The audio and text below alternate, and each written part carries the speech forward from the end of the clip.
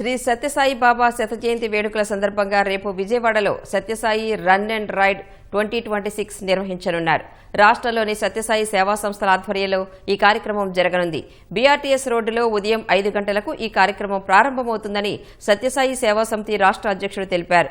ప్రజల్లో ఐక్యతా భావన పెంపొందించేందుకు ఈ కార్యక్రమం ఏర్పాటు చేసినట్లు చెప్పారు. ఫిట్ ఇండియా ఉద్యమానికి మద్దతుగా దేశవ్యాప్తంగా 60 నగరాల్లో ఈ కార్యక్రమం జరుగుతోందన్నారు.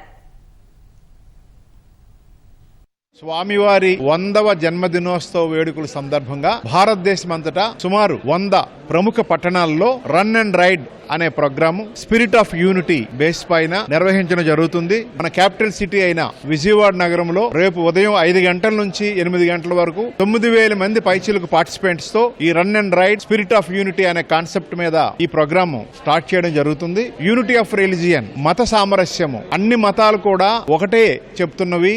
మెంటల్ ఫిట్నెస్ ఉండాలంటే బాడీ ఫిట్నెస్ ఉండాలి.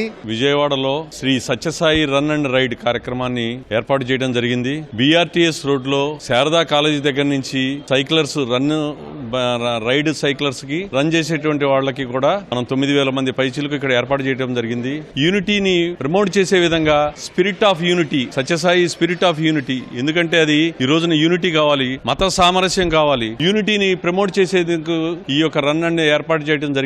రైడ్ లో పాల్గొనడానికి మేమందరూ కూడా వెళ్ళినప్పుడు కాలేజీ పిల్లలు మాత్రమే కాకుండా సీనియర్ సిటిజన్స్, వాకర్స్ అసోసియేషన్ సభ్యులు, ముఖ్యంగా మహిళలు కూడా చాలా ఇంట్రెస్ట్ చూపించి మేము తప్పకుండా పాల్గొంటాము అని చెప్పడం కూడా జరిగింది.